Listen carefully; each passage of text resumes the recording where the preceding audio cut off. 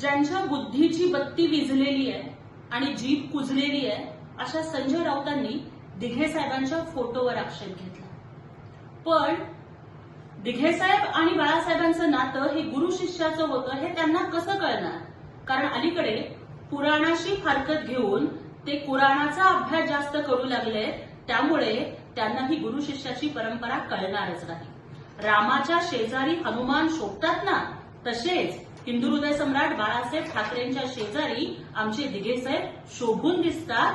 ही गुरु शिष्याची पवित्र परंपरा आहे. पण संजय राऊत, रावणाच्या शेजारी जशी शूर्पणखा होती ना, तसेच तुम्ही उबाठाच्या शेजारी शोभून दिसता. आणि शूर्पणखेचं जसं नाक आणि कान कापलं गेलं होतं ना, तसं येणाऱ्या स्थानिक स्वराज्य संस्थाच्या निवडणुकीमध्ये महाराष्ट्राची जनता तुमचं राजकीय कान, नाक आणि जीभ सुद्धा कापून काय करते हे तुम्ही लवकरच बघाल.